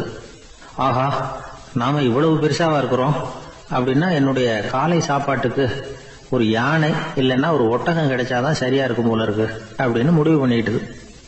உடனே ஒரு யானை அல்லது ஒட்டகத்தை தேடி அலைஞ்சது, எங்க கிடைக்கும்னு. கிடைக்கவே இல்லை. மத்தியானம் 12 மணி ஆயிட்டுது. பசியோட அலையுது. இப்ப தன்னோட நிழலை பார்த்தது. அது மத்தியான நிழல் எப்படி இருக்கும், அது ரொம்பவும் குறுகி போய் தெரிஞ்சது. உடனே அந்த நரி என்ன நினைச்சுக்கிட்டு தான் தெரியுமா, காலை ஆகாரம் சாப்பிடாததுனால நம்ம உடம்பு இப்படி அழிச்சு போட்டுதே அப்படின்னு நினைச்சுக்கிட்டு தான். கொஞ்ச நேரம் கழிச்சு மறுபடியும் தன்னுடைய நிழலை பார்க்குது. அது இன்னமும் குறுகி போய் காலடியிலேயே வந்துட்டுது. அதுக்கு பயமா போயிடுது. ஐயோ, இன்னும் கொஞ்ச நேரத்துல நாம இறந்துருவோம் போல இருக்க, இப்ப என்ன செய்யறது? இந்த சமயத்துல ஒரு எறும்பு கிடைச்சா கூட போதும், அதை நம்ம காலை ஆகாரமா நினைச்சு சாப்பிட்டுள்ளாமே அப்படின்னு நினைச்சுதான். நம்முடைய நிழல் கூட நம்மள மாதிரியே தான் அடிக்கடி மாறிக்கிட்டே தான் இருக்குது. அது எப்பவும் ஒரே மாதிரி இருக்கிறது இல்ல. மனிதனுக்கு ஏற்படுகிற தன்முனைப்பு இருக்கு பாருங்க, ஈகோ, அது கூட ஒரு நிழல் மாதிரி தானா. அப்படி நினைக்க ஆரம்பிச்சுட்டா அதனால ஏதும் பிரச்சனை வராதான். தன்முனைப்பை நிழல் போலவே ஏற்றுக்கொள்ளுங்கள் அப்படிங்கிறது பெரியவங்க கருத்து. ஒரு காரியத்தை வெற்றிகரமா நல்ல விதமா செஞ்சு முடிக்கிறோம்னு வச்சுக்கோங்க, அந்த சமயத்துல ஒரு வித நுட்பமான தற்பெருமை நமக்குள்ள உண்டாகுது. இது இயற்கையானது, அதனால இது மேல பற்று வைக்கக்கூடாது. அப்படி வைக்க ஆரம்பிச்சுட்டா அந்த தற்பெருமை ஒரு நிரந்தர விருந்தாளியா நம்ம கிட்ட தங்கிக்கும். நம்ம நிழல் எப்படின்னு பாருங்க, நாம நடக்கும் பொழுது நம்ம பின்னாடியே வரும். தன்முனைப்பையும் அப்படியே நினைச்சுக்குங்க. நிழல் யாருக்கும் எந்த பிரச்சனையையும் உண்டாக்குறது இல்லை. ஆனா அந்த நிழலை கண்டே நாம பயப்பட ஆரம்பிச்சுட்டா நாம எதுலையும் வெற்றி காண முடியாது. நிழலோட சண்டை போடக்கூடாது. அது மாதிரி தன்முனைப்போடவும் நாம சண்டை போட வேண்டியதில்லை. இல்லாத ஒன்றோடு சண்டை போடுறது எப்படின்னா, அது இருட்டோட சண்டை போடுறது மாதிரி. நாம நிழல் கிடையாது, நம்ம கிட்ட இருக்கிற தன்முனைப்பு ஒரு நிழல். நம்ம நிழலையும் நமக்கு சமமா பாக்குறோம் பாருங்க, அங்கதான் சிக்கலே ஆரம்பம். இப்போ நாம நடந்து போய்கிட்டு இருக்கிறோம், நம்ம நிழல் தரையில விழுது. யாரோ ஒருத்தர் நம்ம நிழல் மேல காலை வச்சு நடந்து போறார். உடனே அவர்கிட்ட சண்டைக்கா போறோம், ஏண்டா என் நிழலை மிதிச்ச அப்படின்னு. நமக்கு தெரியும் அது நிழல் தாங்கிறது. அவர் உங்க மேல நடக்கல, உங்களுடைய நிழல் மேலதான் நடக்கிறார். அது மாதிரி உங்க தன்முனைப்பின் மேல யாராவது நடந்தா உங்களை அவமானப்படுத்துறதா நினைக்கிறீங்க. காரணம், நாமளும் நம்ம தன்முனைப்பும் ஒண்ணுங்கிற நினைப்பு தான் காரணம், மற்றபடி வேற ஒண்ணும் கிடையாது. நம்ம நிழல் மேல நடக்கிறவர் நம்மளை காயப்படுத்துறது இல்ல. தன்முனைப்பை வேண்டாத ஒன்னாவும் பார்க்க வேண்டியதில்லை. அது இயற்கை. நிழலை உங்க முன்னாடி வைக்க வேணாம், அது உங்க பின்னாடியே இருக்கட்டும். நிழலின் நிழலாகி விடாதீர்கள், நீங்கள் நீங்களாகவே இருங்கள். இதுதான் சான்றோர் சிந்தனை. ஒரு பேருந்துல ஒரே நெரிசல். ஒருத்தர் பக்கத்துல நின்றுகிட்டு இருந்தவர்கிட்ட ரொம்ப பணிவா விசாரிச்சார், ஏன் சார் நீங்க ஏதாவது பெரிய உத்தியோகத்துல இருக்கிறீங்களா அப்படின்னார். அப்படிலாம் ஒண்ணும் இல்லைங்க என்னார் அவரு. அப்படின்னா வேற ஏதாவது அரசியல்ல பெரிய பதவியில் இருக்கிறீங்களா அப்படின்னு கேட்டார். அதுவும் இல்லைங்க என்னார். சரி, பணமாவது அதிகமா வச்சிருக்கீங்களா அப்படின்னு கேட்டார். அப்படிலாம் ஒண்ணும் கிடையாது சார்னார் அவரு. அப்புறம் எதுக்குடா என் காலை மிதிச்சுக்கிட்டு இருக்கிற, எடுறா காலை அப்படின்னாராம். ஒரு ஆள் இருந்தான், நிறைய பணம் சம்பாதிச்சான், ஆனா செலவு பண்ண மனசு வரல, கருமி. அவன் என்ன பண்ணா, சேர்த்த பணம் பூராவையும் ஒரு மரத்தடியில புதைச்சு வச்சிருந்தான். வாரத்துக்கு ஒரு தடவை அந்த மரத்தடிக்கு வருவான், புதைச்ச இடத்த ஆவலோட பாத்துக்கிட்டு இருப்பான், அதுக்கப்புறம் போயிடுவான். அவ்வளவுதான். ஒரு நாள் ஒரு திருடன் வந்தான், இவன் புதைச்சு வச்சிருந்ததெல்லாம் எடுத்துட்டு போட்டான். இது தெரிஞ்சு போச்சு. அந்த கருமி புலம்ப ஆரம்பிச்சுட்டான். இவன் புலம்பல கேட்டதும் அக்கம் பக்கத்துல இருந்தவங்க எல்லாம் ஓடி வந்தாங்க. என்ன விஷயம்னு விசாரிச்சாங்க. இவன் சொன்னான். ஒரு பெரியவர் கேட்டார், ஏப்பா வார வாரம் இந்த இடத்த பாக்குறதாக சொன்னிய, எப்பவாவது இதுல இருக்கிற பணத்தை எடுத்து செலவு பண்ணிருக்கியா அப்படின்னு கேட்டார். நான் அப்பப்போ அதை பாக்குறதுதான் வழக்கம், அதை தொட்டதே இல்லைன்னு அவன். சரி அப்படின்னா இப்போ நீ அதே மாதிரி வார வாரம் ஒரு தடவை இந்த இடத்த பாத்துட்டு போகலாமே அப்படின்னாராம் அந்த பெரியவர். அதுவும் சரிதானே, எவ்வளவு காலமானாலும் அவன் அந்த பணத்தை எடுத்து செலவு பண்ண போறதில்ல. அப்படி இருக்கிறப்ப உள்ளே பணம் இருந்தாலும் ஒண்ணுதான், இல்லாம போனாலும் ஒண்ணுதான். இதுல இருந்து என்ன புரியுதுன்னா, ஒருத்தர் கிட்ட இருக்கிற பணத்தை கொண்டு அவரு பணக்காரரா ஏழையா அப்படின்னு முடிவு செய்யறது சரியில்லை. அந்த செல்வத்தை அனுபவிக்கிற திறன், பயன்படுத்துற திறன், அதை வச்சுதான் அவர் ஏழையா பணக்காரரா அப்படிங்கறத நிர்ணயம் பண்ணணும். அதுதான் சரி. செலவு பண்ண தெரியாதவன் சேகரம் பண்ணிட்டே இருக்கிறதுனால என்ன பிரயோஜனம்? தலைமுடியே இல்லாதவன் தாராளமா சீப்புகளை வாங்கி சேகரம் பண்றது மாதிரி தானே இது. சில சமயம் செலவு பண்ண நாம தயாரா இருந்தா கூட அந்த செல்வம் நமக்கு பயன்படுறது இல்ல. அரேபியாவில் ஒரு நகை வியாபாரி விலை உயர்ந்த முத்துக்களை எல்லாம் அவர் வச்சு வியாபாரம் பண்ணிட்டு இருந்தார். அவர் ஒரு சமயம் ஒரு பாலைவனம் வழியா போயிட்டு இருக்கிறார் ஒட்டகத்துல. அப்போ திடீர்னு கடுமையான புயல் வீச ஆரம்பிச்சுட்டு திசை தவறி இவர் எங்கேயோ வந்துட்டார். கூட வந்தவங்களையும் காணல, எங்க போனாங்களும் தெரியல. இவர் ரொம்ப பயந்து போய் அங்கே எங்கேயுமா அலைஞ்சு திரியிறார், வழியே தெரியல. பசி கடுமையாயிட்டுது. ஒட்டகத்து முதுகுல ஒரு மூட்டை இருந்தது, அதை பிரிச்சு பார்த்தார். உள்ள ஏதாவது இருக்கான்னு தேடி பாக்குறார். அது வரைக்கும் கண்ணுல தட்டுப்படாத அபூர்வமான ஒரு பை கண்ணுல போட்டது. ஆஹா, அதுல ஏதாவது சாப்பிடறதுக்கு இருக்கும் அப்படின்னு நினைச்சு ஆவலா அதை பிரிச்சு பாக்குறார். அந்த பையில விலை உயர்ந்த முத்துக்கள் நிறைய இருந்ததாம். அப்பதான் அவர் நினைச்சாராம், விலை உயர்ந்த முத்துக்கள் கூட சாப்பிடுறதுக்கு உணவாக முடியாது அப்படிங்கறத புரிஞ்சுக்கிட்டாராம். எந்த நேரத்துல எது நமக்கு தேவையோ அது நமக்கு தாராளமா கிடைக்கணும். அப்படி அது கிடைக்கிறதுக்கு நம்ம கிட்ட இருக்கிற செல்வம் பயன்படணும். அது நமக்கும் பயன்படலாம், நம்ம மூலமா அடுத்தவங்களுக்கும் பயன்படலாம். அதுதான் செல்வத்தின் பயன். ஒரு மரத்தடியில ஒருத்தன் உட்கார்ந்து அழுதுகிட்டு இருந்தான். அந்த பக்கமா வந்த இன்னொருத்தன் ஏப்பா அழுதுகிட்டு இருக்கிறேன்னு கேட்டான். இந்த இடத்துலதான் பூமிக்கு அடியில பணம் இருக்குது, புதைச்ச இடம் தெரியல, அதான் அழறேன் அப்படின்னா. நல்லா ஞாபகப்படுத்தி பாரு, எந்த இடத்துல புதைச்ச அப்படின்னு கேட்டான் இவன். அது எப்படி எனக்கு தெரியும், புதைச்சு வச்சிருக்கிறவன் நான் இல்லையே, எங்க எழுத்து விட்டுக்காரன் அப்படின்னானா இவன். ஒரு பெரியவர்கிட்ட பேசிக்கிட்டு இருந்தேன். அவரு என்கிட்ட ஒரு கேள்வி கேட்டார். திருடர்கள் எத்தனை வகை தெரியுமா உனக்கு அப்படின்னார். இதுதான் அவர் கேட்ட கேள்வி. எதுக்காக என்ன பார்த்து அந்த கேள்வி கேட்டாரு தெரியல. இருந்தாலும் நான் அவருக்கு பதில் சொன்னேன். திருடர்கள்ல எத்தனையோ வகை உண்டுங்க. கார் திருடன், சைக்கிள் திருடன், முகமூடி திருடன், எப்படி சொல்லிட்டு போலாம். இருந்தாலும் என்னுடைய சிற்றறிவுக்கு எட்டின வரையில திருடர்களை 2 வகையா பிரிக்கலாம் அப்படின்னு நினைக்கிறேன். ஒன்னு ராத்திரியில திருடுற திருடன், இன்னொருத்தன் பகல்ல திருடுற திருடன். அதாவது பகல் திருடன், ராத்திரி திருடன். அப்படின்னு பெரியவர் சிரிச்சார். என்ன சிரிக்கிறீங்களா? என்ன கள்வர்கள் 4 வகை அப்படின்னு ஆரம்பிச்சார். எப்படின்னு கேட்டேன். சாப்பாட்டுக்கு இல்லாம திருடுறாங்க பாருங்க, அது ஒரு வகையான். சாப்பாட்டுக்கு இருந்தும் திருடுறாங்க பாருங்க, அது ஒரு வகையான். இதை தவிர இன்னும் ஒரு 2 வகை திருட்டு உண்டு. அது என்னன்னா, ஆண்டவன் கிட்ட இருந்து நாம திருடுற திருட்டு, இன்னொன்னு என்னன்னா நம்ம கிட்ட இருந்து ஆண்டவன் திருடுற திருட்டு அப்படின்னார். எனக்கு ஒண்ணும் புரியல. என்ன சார் இது, ஆண்டவனையே வந்து திருடன்னு சொல்றீங்களே அப்படின்னு ஆச்சரியமா. ஆமாங்க, ஆண்டவனை வந்து கள்வன்னு சொல்றது இல்லையா? காஞ்சிபுரத்துக்கு பக்கத்துல திருக்கார்வனம் அப்படின்னு ஒரு ஊர் இருக்கு. அங்க உள்ள பெருமாளுக்கு வந்து கள்வர்னு தான் பேரு. அது மட்டும் இல்ல, திருமங்கையாழ்வார் தம்முடைய திரு நெடுந்தாண்டகத்துல கார்வனத்துள்ளாய் கல்வா அப்படின்னு தான் அழைக்கிறார் அப்படின்னு நிறைய உதாரணம்லாம் சொல்ல ஆரம்பிச்சார். அதுக்கப்புறம் அவர்கிட்ட பேசி நான் புரிஞ்சுக்கிட்ட விவரங்களை தான் இப்போ உங்ககிட்ட சொல்ல போறது. அதாவது அவர் சொன்ன முதல் வகை திருடர்கள் வந்து சாப்பாட்டுக்கு இல்லாம திருடுறவங்க. இவங்களை வந்து திருத்தி போடலாம்.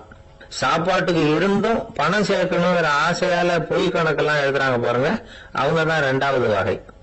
3வது வகை திருட்டு தான் மிகப்பெரிய திருட்டு. இறைவனுக்கு சொந்தமானதை நம்முடையதுன்னு நினைக்கிற திருட்டு. எது இறைவனுக்கு சொந்தமானது அப்படின்னா ஆத்மா. பகவானுக்கு சொந்தமான ஆத்மாவை நம்முடையதுன்னு நினைக்கிறது தான் அந்த மாபெரும் திருட்டு. இதுக்கு பேரு தான் ஆத்மாபகாரமா. சரி, இதுக்கு பரிகாரம் என்ன?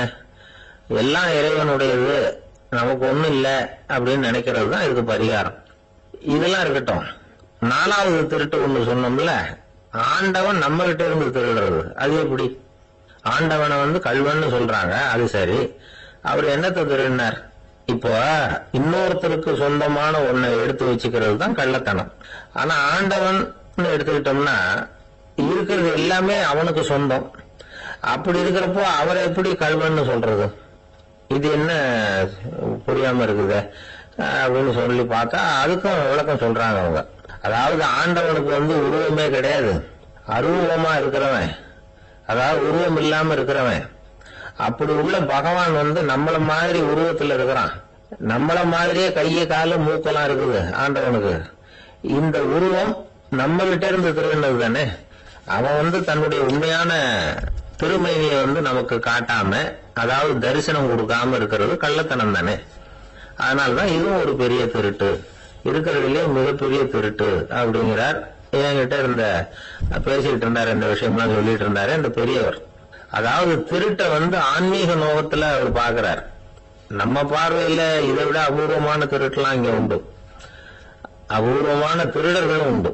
ஒரு திருடன் சிறையிலிருந்து விடுதலையாகி வெளியில போனான். கொஞ்ச நாள்ல மறுபடியும் திரும்பி ஜெயிலுக்கு வந்துட்டான். அப்போ சிறை அதிகாரி அவனுக்கு வந்து அறிவுரை சொன்னாராம். ஏன்பா இப்படி அடிக்கடி தப்பு பண்ணிவிட்டு ஜெயிலுக்கு வந்துடுறிய, உனக்கு சொந்த பந்தம் எதுவும் இல்லையா? உனக்கு அப்பா அண்ணன் தம்பிகள் அவங்க கூட எல்லாம் சேர்ந்து வாழணுங்கிற ஆசை இல்லையா அப்படின்னு கேட்டிருக்காரு. அவங்களோட சேர்ந்து வாழணுங்கிற ஆசை எனக்கு நிறைய உண்டுங்க சார் அப்படின்னு அவன். அப்புறம் எதுக்கு இப்படி ஜெயிலுக்கு வந்துடுற அப்படின்னாராம் அவரு. அவங்க எல்லாருமே இங்கதானே சார் இருக்காங்க அப்படின்னு அவன். ஒரு நண்பர் வந்தார், ரொம்பவும் இறுக்கமா உடை அணிஞ்சிருந்தார். அதாவது ஆடைக்குள்ள அவர் மாட்டிக்கிட்டு இருந்தது மாதிரி தெரிஞ்சது. ஏன் துணி குறைச்சலா எடுத்துட்டீங்களா அப்படின்னு கேட்டோம். இல்லைங்க, எனக்கு எப்பவுமே இறுக்கமா உடை அணியறது தான் பிடிக்கும் அப்படின்னாரு. ஒருத்தர் எப்படி உடை அணிகிறார் அப்படிங்கறத வச்சு அந்த ஆள் எப்படிப்பட்டவர் அப்படிங்கறத கண்டுபிடிச்சிடலாம். உடை அணிகிற விதம் ஒருத்தருடைய மனநிலையை வெளிப்படுத்துதான். இப்ப இறுக்கமான உடை அணிகிறவங்க பொதுவா மன நிம்மதி இல்லாதவங்களா இருப்பாங்களாம், கோபக்காரங்களா இருப்பாங்களாம். ரொம்ப தொலைதொலைப்பா ஆடை அணிகிறவங்க இருக்கிறாங்கல்ல, அவங்க எல்லாம் அமைதியான ஆளா இருப்பாங்களாம், சாந்தமா இருப்பாங்களாம்.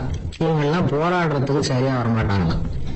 இப்படி ஒரு கணிப்பு இருக்குது. அதனாலதான் போர் வீரர்களுக்கு எல்லாம் இறுக்கமான உடையை தான் கொடுக்கறது வழக்கம். ஆனா சன்னியாசிகளை பாருங்க, அவங்களுக்கு எல்லாம் ரொம்ப தொலை உடைகள் தான்.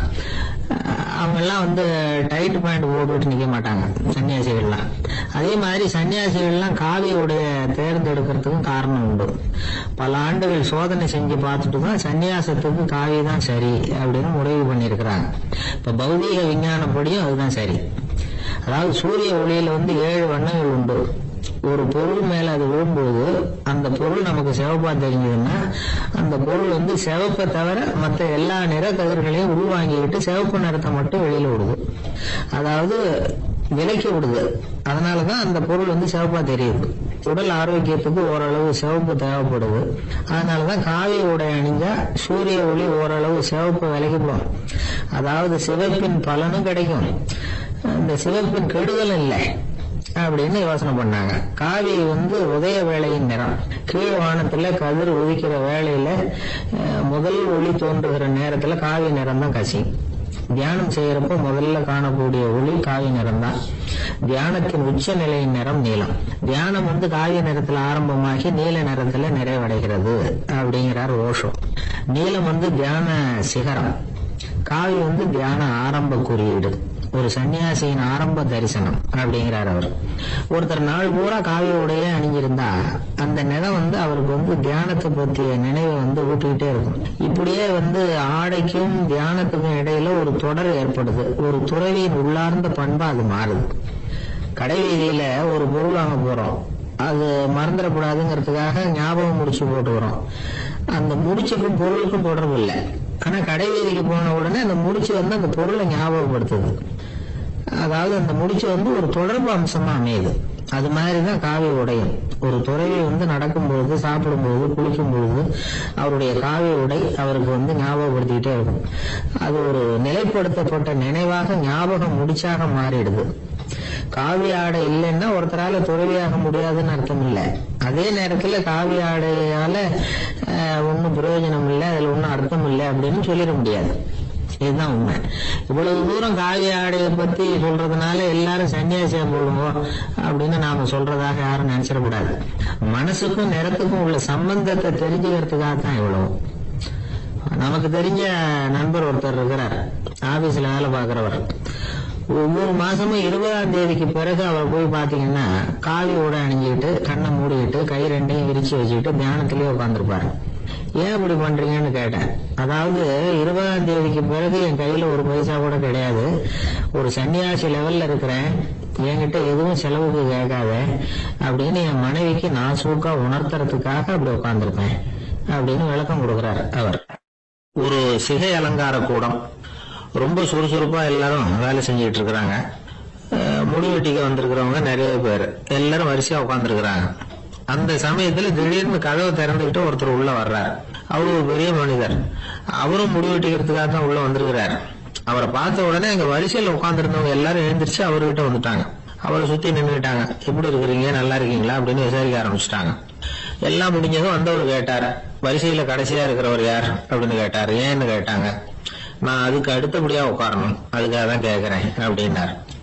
உடனே அங்க இருந்தவங்க எல்லாம் என்ன சொன்னாங்க தெரியுமா, நீங்க வந்து வரிசையில காத்திருக்க கூடாது, நீங்க அரசாங்கத்தின் தலைவர், உங்களுக்கு நேரம் முக்கியம், அதனால நீங்க முன்னாடி போங்க அப்படின்னு சொன்னாங்க. ஆனா அதை அவர் கேட்கல. தோழர்களே, உங்களுடைய கருத்துக்கு ரொம்ப நன்றி, எல்லாரும் வரிசையா தான் வரணும், அதுதான் முறை, வரிசையில வரணுங்கிற நடைமுறையை நானும் பின்பற்ற விரும்புறேன், நாம எல்லாரும் சமமானவர்கள் அப்படின்னார். இப்படி சொல்லிவிட்டு வரிசையில கடைசியா இருந்த ஒரு நாற்காலியில போய் உட்கார்ந்துக்கிட்டார். தன் சட்டை பையில இருந்த ஒரு செய்தித்தாளை எடுத்தார், படிக்க ஆரம்பிச்சிட்டார். ஆனா அங்க இருந்தவங்களால இதை வந்து பாத்துக்கிட்டு சும்மா இருக்க முடியல. ஒருத்தர் எழுந்திரிச்சு வந்தார். ஐயா, இப்ப என்னுடைய முறை வந்திருக்குது, நான் தான் போக வேண்டிய முறை, உங்களை இங்க காத்திருக்க வைக்கிறத விட ஒரு 5 ஆண்டுகளுக்கு கூட நான் வந்து முடிவெட்டிக்காம இருந்துட முடியும் அப்படின்னார். அவர் மறுபடியும் சொன்னார், ஐயா, நீங்க வந்து வரிசை முறையை தாண்டி போக விருப்பப்படல, சரி, ஆனா என்னுடைய முறையை வந்து மாத்தி கொடுக்கறதுக்கு எனக்கு வந்து முழு உரிமை இருக்குது, இதுக்கு பதிலா உங்களுடைய கடைசி இடத்தை நான் எடுத்துக்கிறேன், இதை நீங்க மறுக்க முடியாதுன்னார். அங்க இருந்த மத்தவங்களும் இதை ஒரு மனசா வற்புறுத்த ஆரம்பிச்சுட்டாங்க. அந்த பெரிய மனிதர் பார்த்தார், சரின்னு கடைசியா ஒத்துக்கிட்டார். அவர் யார் தெரியுமா, அவர் தான் மாவீரர் லெனின். ரஷ்யாவில கிரெம்ளின் சிகை அலங்கார கூடத்துலதான் இது நடந்தது. எல்லாரும் இந்நாட்டு மன்னர்கள்னு வாயளவுல பேசுறதுல என்ன பிரயோஜனம், நாம எல்லாரும் சமங்கிறத நடைமுறையில கடைபிடிச்சு காட்டினவங்க கொஞ்சம் பேர் தான். அவங்கள ஒருத்தர் தான் லெனின். வரிசையில நின்று வர்றதுங்கிறது ஒரு சிறந்த பண்பு, உயர்ந்த பண்பு. இன்னைக்கு பல இடங்கள்ல அது நமக்கு தேவைப்படுது. ஒரு ரேஷன் கடைவாசல், கடை திறக்கிறதுக்கு முன்னாடி எல்லாரும் வந்து வரிசையில நின்றுட்டாங்க. கடைசியா வந்த ஒருத்தர் கியூல முன்னாடி போறதுக்கு முயற்சி பண்றாரு. ஏற்கனவே நின்றுட்டு இருக்கிறவங்க அவரை முன்னாடி போறதுக்கு விட மாட்டேங்கிறாங்க. கடைசியா போய் நில்லையா அப்படின்னு எல்லாரும் கத்துறாங்க. அதான் அவர் காதுல வாங்கல, முண்டி அடிச்சுட்டு முன்னாடி போறதுக்கே முயற்சி பண்ணிட்டு இருக்கிறார். எல்லாரும் சேர்ந்து அவரை வலுக்கட்டாயமா இழுத்து கொண்டாந்து பின்னாடி கொண்டு போய் நிறுத்திவிட்டு சொன்னாங்க, இத பாருப்பா, நாங்க இருக்கிற வரைக்கும் நீங்க முன்னாடி போய் எதையும் வாங்க முடியாது, தெரிஞ்சுக்கோ அப்படின்னாங்க. இப்போ அந்த ஆளு சொன்னாராம், நான் இங்க பின்னாடி